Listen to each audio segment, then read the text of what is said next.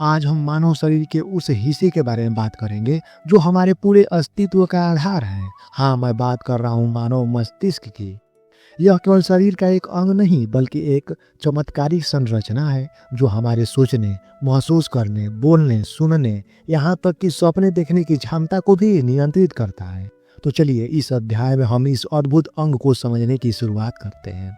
क्या आपने कभी सोचा है कि आप कौन हैं? आपके ख्याल, आपके विचार, आपकी यादें, आपकी भावनाएं, ये सब कहाँ से आते हैं? यह सब मस्तिष्क से संचालित होता है। मानव मस्तिष्क केवल एक जैविक अंग नहीं है, यह एक ऐसी जीवंत मशीन है जिसे प्रकृति ने बड़ी सावधानी और परिपूर्णता से बनाया है। यह लगभग 1.4 किलोग्राम वजन का होता है और इसमें 86 अरब से ज़्यादा न्यूरॉन्स अर्थात तंत्रिका कोशिकाएं होती है। यह दुनिया की सबसे जटिल संरचना है जिसे हम आज तक पूरी तरह समझ भी नहीं पाए हैं। मस्तिष्क केवल हमारी सोच और याददाश्त का केंद्र नहीं है, यह हमारा कमांड सेंटर है। यह हमारी धड़कन को बनाए रखता है, हमें सांस लेने में मदद करता है, हमारी मांसपेशियों को चलाता है और हमें अपने आसपास की दुनिया से जोड़े रखता है। मस्तिष्क का विज्ञान, नर्वस सिस्टम का केंद्र। मानव मस्तिष्क हमारे नर्वस सिस्टम यानी तंत्र का मुख्यालय है। इसे आप एक विशाल और जटिल नेटवर्क के रूप में समझ सकते हैं जो पूरे शरीर को जोड़ता है।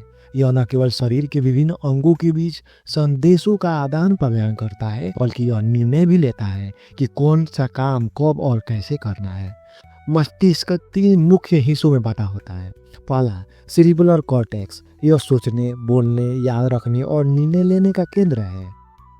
दूसरा, सेरिबेलम, यह संतुलन और कोऑर्डिनेशन के लिए जिम्मेदार है। तीसरा, ब्रेन स्टेम, यह हमारे दिल की धड़कन, सांस और अन्य अनैच्छिक कार्यों को नियंत्रित करता है। हर सेकंड हमारा मस्तिष्क 100 ट्रिलियन से अधिक न्यूरल कनेक्शन बनाता है। यह उन संदेशों को प्रोसेस करता है जो हमारी आंखें, कान, त्वचा और अन्य अंग उसे भेजते हैं। मस्तिष्क का अध्ययन केवल वैज्ञानिक खोज तक सीमित नहीं है, यह मानवता को समझने की कुंजी है। यदि हम मस्तिष्क को समझ लेते हैं तो हम न केवल मानसिक बीमारियों जैसे डिप्रेशन, अल्जाइमर और पार्किंसन जैसी समस्याओं का समाधान खोज सकते हैं बल्कि यह भी समझ सकते हैं कि मनुष्य सृजनात्मक और भावनात्मक पक्ष कैसे काम करता है।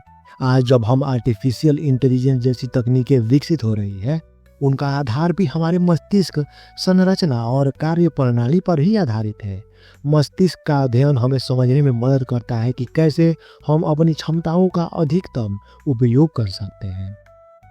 भारत में मस्तिष्क का अध्ययन कोई नई बात नहीं है। हमारे ऋषि मुनि मस्तिष्क और चेतना के रहस्यों को समझने के लिए ध्यान, योग और समाधि जैसे विधियों का प्रयोग करते थे। हमारे वेदों और उपनिषदों में मस्तिष्क को ब्रह्मांड का द्वार कहा गया है। योग और प्राणायाम जैसी पद्धतियां न केवल हमारे मस्तिष्क के स्वास्थ्य को बेहतर बनाती है बल्कि इसे शांत और सृजनात्मक बनाती है। ध्यान के माध्यम से हम मस्तिष्क के गहरे स्तरों को समझने की कोशिश करते हैं।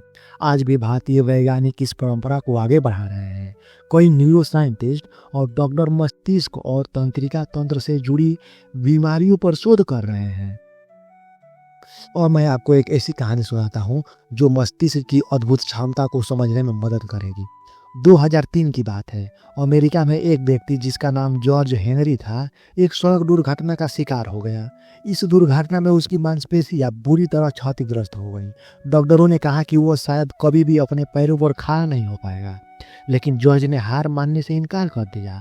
उसने अपनी चोट के बावजूद अपने मस्तिष्क की शक्ति पर भरोसा किया। उसने न्यूरोप्लास्टिसिटी की तकनीकी का इस्तेमाल किया। न्यूरोप्लास्टिसिटी का मतलब है मस्तिष्क खुद को पुनर्गठित कर सकता है, नई तंत्रिका कोशिकाएं और कनेक्शन बना सकता है। जॉर्ज ने रोज ध्यान किया और अपने मस्तिष्क को विजुअलाइजेशन के माध्यम से यह समझाने की कोशिश की कि उसके पैर पूरी तरह ठीक हैं। उसने अपने मस्तिष्क को नए सिरे से प्रोग्राम किया और दोस्तों 3 साल की कड़ी मेहनत और मस्तिष्क के इस विज्ञान के कारण जॉर्ज न केवल अपने पैरों पर खड़ा हुआ बल्कि उसने एक मैराथन भी पूरी की। दोस्तों, यह कहानी इस बात का प्रमाण है कि हमारा मस्तिष्क कितनी शक्तिशाली है। यह न केवल हमें सोचने और महसूस करने की शक्ति देता है, बल्कि हमें यह भी सिखाता है कि असंभव को संभव कैसे बनाया जाए। आइए इस यात्रा में हम मस्तिष्क के हर पहलू को समझें और जानें कैसे यह हमारी सबसे बड़ी ताकत है। याद रखें, आपके मस्तिष्क में असीम संभावनाएं छुपी हैं। 2. मस्तिष्क की संरचना और भाग। आज हम उस संरचना में गहराई से उतरेंगे। क्या आपने कभी सोचा है कि यह अद्भुत अंग दिखने में कैसा होता है, इसके हिस्से कैसे काम करते हैं? तो चलिए मस्तिष्क की इस चमत्कारी रचना को जानने की यात्रा शुरू करते हैं। मानव मस्तिष्क एक कुदरती कला का अद्भुत नमूना है। यह 1.4 किलोग्राम वजन का है और दिखने में नरम, गुलाबी और जटिल सिलवटों अर्थात फोल्ड से भरा होता है। ये सिलवटें इसे अधिक सतह क्षेत्र प्रदान करती है, जिसे यह अधिक डेटा प्रोसेस करता है। मस्तिष्क मुख्यतः 3 प्रमुख हिस्सों में विभाजित होता है: सेरेब्रल कॉर्टेक्स, सेरेब्रम, सेरिबेलम। इन हिस्सों के साथ ही ब्रेन स्टेम और स्पाइनल कॉर्ड इस शरीर हर कोने से जुड़ता है। आप इसे एक ऐसे सुपर कंप्यूटर के रूप में समझ सकते हैं जिसमें अरबों न्यूरॉन्स डेटा को प्रोसेस करने में जुटे रहते हैं। पहला, सेरेब्रल कॉर्टेक्स। सेरेब्रल कॉर्टेक्स मस्तिष्क की सबसे बाहरी परत है। यह वह जगह है जहां सोच, निर्णय, यादाश्त और सृजनात्मक का जादू चलता है। सेरेब्रम हमारी सोचने और निर्णय लेने की शक्ति का आधार है। सेरिबेलम यह मस्तिष्क का छोटा मस्तिष्क कहलाता है और संतुलन, समन्वय और मोटर कौशल को नियंत्रित करता है। उदाहरण के लिए, जब आप बिना गिरने के साइकिल चलाते हैं तो यह सेरिबेलम का कमाल है। Brain stem. ब्रेन स्टेम मस्तिष्क का वह हिस्सा है जो इसे शरीर के बाकी हिस्सों से जुड़ता है। यह हमारे दिल की धड़कन, श्वसन और नींद जागने के चक्र को नियंत्रित करता है। यह एक प्रकार का ऑटो पायलट है जो हमारे अनैच्छिक कार्यों को संभालता है। Spinal cord. स्पाइनल कॉर्ड शरीर की डेटा हाईवे है। यह तंत्रिका संकेतों को मस्तिष्क और शरीर के बाकी हिस्सों के बीच ले जाने का काम करता है। उदाहरण के लिए, जब आप गर्म तवे को छूते हैं और तुरंत हाथ हटा लेते हैं तो यह स्पाइनल कॉर्ड और मस्तिष्क का तालमेल है। मस्तिष्क 3 मुख्यतः परतों अर्थात लेयर से घिरा होता है, जिसे मेनिंजिस कहते हैं। पहला, ड्यूरा मैटर। यह सबसे बाहरी और मजबूत परत है जो मस्तिष्क को सुरक्षा प्रदान करती है। दूसरा, साइड मैटर। यह परत जाल की तरह होता है और मस्तिष्क को झटके से बचाने में मदद करता है। तीसरा, पिया मैटर।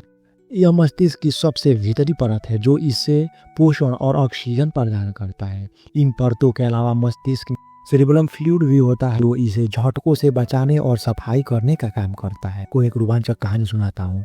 यह कहानी एक युवा पियानो वादक सारा की है जो मस्तिष्क की अद्भुत संरचना को समझने में हमारी मदद करेगी।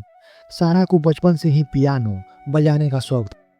वो हर दिन घंटों तक अभ्यास करती थी। एक दिन एक गंभीर दुर्घटना में सारा का ब्रेन स्टेम क्षतिग्रस्त हो गया। डॉक्टरों ने कहा कि वो फिर से पियानो नहीं बजा पाएगी, लेकिन सारा ने हार नहीं मानी। उसने अपने मस्तिष्क की संरचना और न्यूरोप्लास्टिसिटी पर शोध करना शुरू किया।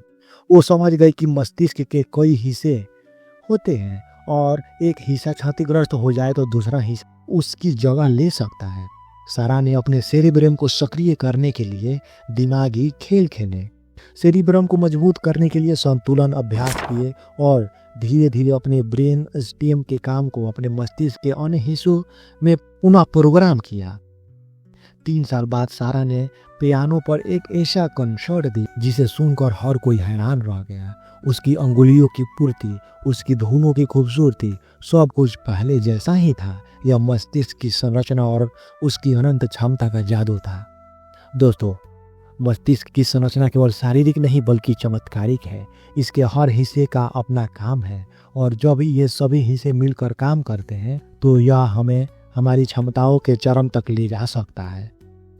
तो याद रखिए, आपका मस्तिष्क आपकी सबसे बड़ी ताकत है। अध्याय 3, न्यूरॉन, मस्तिष्क की इकाई। क्या आपने कभी सोचा है कि हमारे मस्तिष्क के अंदर क्या चलता रहता है? हर बार जब आप किसी बात को सोचते हैं, अपनी उंगलियां हिलाते हैं, हंसते हैं या कोई सपना देखते हैं, ये सब कैसे होता है? इस सब के पीछे है न्यूरॉन, मस्तिष्क का सबसे छोटा लेकिन सबसे महत्वपूर्ण इकाई। आज हम न्यूरॉन की इस अद्भुत दुनिया में कदम रखेंगे। न्यूरॉन मस्तिष्क की बिल्डिंग ब्लॉक्स हैं। जैसे घर बनाने के लिए ईंटें की ज़रूरत होती है, वैसे ही मस्तिष्क और नर्वस सिस्टम बनाने के लिए न्यूरॉन्स ज़रूरी हैं। मानव मस्तिष्क में लगभग 86 अरब न्यूरॉन्स होते हैं। इन न्यूरॉन्स का मुख्य काम शरीर के विभिन्न हिस्सों में सूचनाएं अर्थात सिग्नल्स लेना है, उन्हें प्रोसेस करना है और फिर उचित प्रतिक्रिया भेजना है। न्यूरॉन्स को मुख्य 3 भागों में बांटा गया है। पहला सेल बॉडी, यह मस्तिष्क का डाटा प्रोसेसिंग होता है। दूसरा डेंड्राइट्स, ये एंटीना की तरह काम करता है जो अन्य न्यूरॉन्स से संकेत अर्थात सिग्नल्स प्राप्त करता है। तीसरा एक्सॉन्स, यह डाटा केबल की तरह है जो संकेतों को एक न्यूरॉन से दूसरे तक पहुंचाता है। न्यूरॉन्स का यह नेटवर्क इतना विशाल और जटिल है कि इसे समझने के लिए वैज्ञानिक आज भी शोध कर रहे हैं। न्यूरॉन्स कैसे काम करता है? यह सब कुछ संचार अर्थात कम्युनिकेशन पर आधारित है। जब भी कोई संकेत अर्थात सिग्नल भेजा या प्राप्त किया जाता है तो यह न्यूरॉन के बीच इलेक्ट्रिक और केमिकल गतिविधि के जरिए होता है। यह प्रक्रिया 3 चरणों में होती है। पहला इनपुट, डेंड्राइट्स के जरिए संकेत प्राप्त होता है। दूसरा प्रोसेसिंग, सेल बॉडी में संकेत का विश्लेषण होता है। तीसरा आउटपुट, संकेत एक्सॉन्स के जरिए अगले न्यूरॉन तक पहुंचाता है। यह सिग्नल प्रक्रिया इतनी तेज होती है कि यह मिलीसेकेंड अर्थात हजारों सेकेंड में ही पूरी हो जाती है। अब आप समझ सकते हैं कि जब आप अपने हाथ को गर्म तवे से हटाते हैं तो यह न्यूरॉन्स का कमाल है। अब सवाल यह उठता है कि न्यूरॉन एक दूसरे से बातचीत कैसे करते हैं? यह बातचीत होती है न्यूरोट्रांसमीटर्स के जरिए। न्यूरोट्रांसमीटर मस्तिष्क के केमिकल मैसेंजर है। जब एक न्यूरॉन दूसरे न्यूरॉन को सिग्नल भेजता है, यह न्यूरोट्रांसमीटर रिलीज करता है। मुख्य न्यूरोट्रांसमीटर है पहला डोपामाइन, खुशी और प्रेरणा का केमिकल। दूसरा सेरोटोनिन, मूड को नियंत्रित करने वाला। तीसरा एड्रेनालिन, फाइट या फ्लाइट प्रतिक्रिया। चौथा ग्लूटामेट, सीखने और याददाश्त में सहायक। ये न्यूरोट्रांसमीटर सिग्नल को तेजी से न्यूरॉन्स के बीच स्थानांतरित करते हैं जिससे हमारा शरीर तुरंत प्रतिक्रिया दे सकता है। जब हम न्यूरॉन्स की बात करते हैं तो हमें उन्हें सहायक को भी नहीं भूलना चाहिए। ये सहायक है ग्लियल कोशिकाएं। ग्लियल कोशिकाएं का काम होता है न्यूरॉन्स को पोषण देना। दूसरा न्यूरॉन्स को स्थिरता और सुरक्षा प्रदान करना। तीसरा सिग्नल ट्रांसमिशन में मदद करना। ग्लियल कोशिकाएं मस्तिष्क की पृष्ठभूमि में काम करती हैं, लेकिन इनका योगदान बेहद महत्वपूर्ण है। ये मस्तिष्क की सफाई भी करती है, पुराने और बेकार न्यूरॉन्स को हटाने का काम भी करती है। और मैं आपको न्यूरॉन्स की अद्भुत ताकत पर आधारित एक कहानी सुनाता हूँ। यह कहानी है एलेक्स नाम के एक युवा की, जो एक दुर्घटना में अपने हाथों की उंगलियों का उपयोग खो बैठा। डॉक्टरों ने कहा कि उसकी उंगलियां दोबारा काम नहीं करेगी क्योंकि संबंधित न्यूरॉन्स को नुकसान हुआ है। लेकिन एलेक्स ने हार नहीं मानी। उसने न्यूरोप्लास्टिसिटी के सिद्धांत को अपनाया। न्यूरोप्लास्टिसिटी का मतलब है मस्तिष्क को बदल सकता है और नए न्यूरॉन्स और कनेक्शन बना सकता है। एलेक्स ने हर दिन अपनी उंगलियों के काम करने की कल्पना की। उसने कल्पना किया कि मेरी उंगलियां अच्छे से काम कर रही है। उसने मस्तिष्क को नए न्यूरॉन्स और नेटवर्क बनाने के लिए मजबूर किया। 6 महीनों की मेहनत के बाद एलेक्स ने अपने उंगलियों को हिलाना शुरू कर दिया और 1 साल बाद उसने पियानो बजाने का सपना पूरा किया। यह कहानी है हमारे मस्तिष्क और न्यूरॉन्स में संभावनाएं की। तो दोस्तों, न्यूरॉन्स हमारे मस्तिष्क के सुपर हीरो हैं। इनकी कार्य क्षमता और जटिलता को समझना हमें यह सिखाता है कि हमारी सोच, भावनाएं और क्रियाएं कैसे काम करती हैं। हम अगले अध्याय में मस्तिष्क की गहरी परत को समझेंगे, जानेंगे कि यह सुपर कंप्यूटर कैसे काम करता है। तब तक याद रखें, आपके मस्तिष्क की सबसे छोटी इकाई भी आप बड़े बड़े चमत्कार। हमारे साथ जुड़े रहने के लिए हमारे चैनल को सब्सक्राइब करें और मिलते हैं इसके अगले एपिसोड में। तब तक के लिए बहुत बहुत धन्यवाद।